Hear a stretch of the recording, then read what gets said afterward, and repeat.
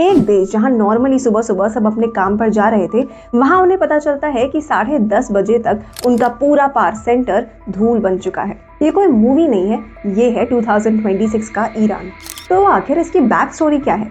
ये सब शुरू तब होता है जब ईरान की करेंसी रियाल गिरते गिरते जमीन छू जाती है। करेंसी पहले से ही वीक थी और टाइम बीतते बीतते वो 8 लाख रियाल से 16 लाख रियाल पर डॉलर पर आ गई। महंगाई 60% से भी ज्यादा बढ़ गई और जब लोग फाइनली अपना पैसा निकालने बैंक पहुंचे ताकि उसे गोल्ड जैसे सेफ असेट्स में इन्वेस्ट कर सके, तो गवर्नमेंट ने बोल दिया आप रोज सिर्फ थोड़ा थोड़ा पैसा ही निकाल सकते हो।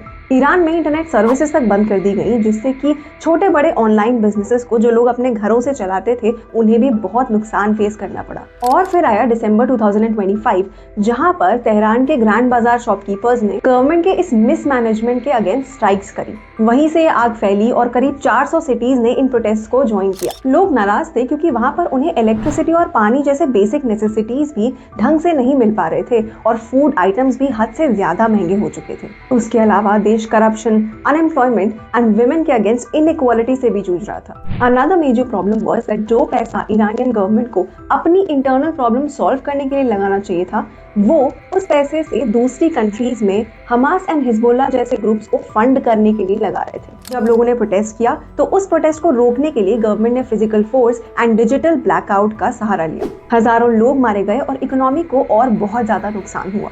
तब एंट्री ली यूएस एंड इजराइल ने। फरवरी 28 को ऑपरेशंस लॉन्च किए गए, जिसमें सुबह के टाइम ही डायरेक्ट कैपिटल पर अटैक किया गया। इन कंट्रीज ने मेजरली इंटरवीन इसलिए किया ताकि ईरान का न्यूक्लियर प्रोग्राम सक्सेसफुल ना हो पाए, और दूसरा, ईरान जिन ग्रुप्स को फंड कर रहा है वो इजराइल के लिए थ्रेट्स थे।